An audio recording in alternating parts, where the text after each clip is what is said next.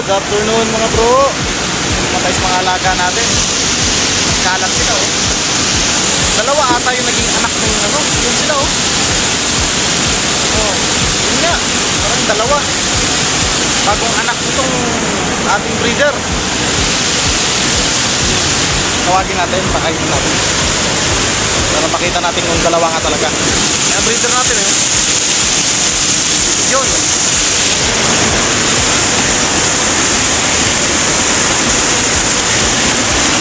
Manok, kain. Kain kayo dyan.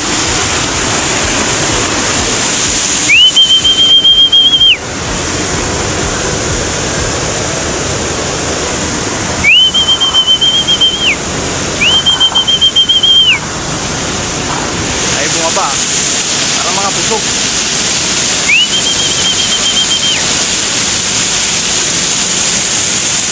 Dalawa nga yung anak niya. Sorry yung nauna. Sure.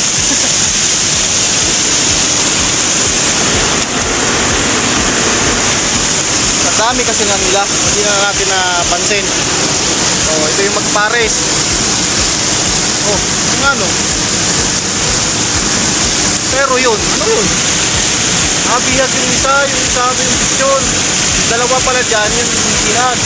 Tapos yung anak nito, ang isa. Meron tayo naglilimlim. Dito, balik na sila sa dating bahay nila. Patay ng tubig. At iba nasa bubong pa eh. Kaya muna natin sila. Yung brown na kasama ng ano ng itim, nakita ko na kanina. Nagpapalitan nga lang sila ng limlim. Kaya hindi pala natin nakikita. Yung kapares lang nito, hindi natin nakita pa. Nalagay muna ako tubig para kahit paano. Okay? Alright.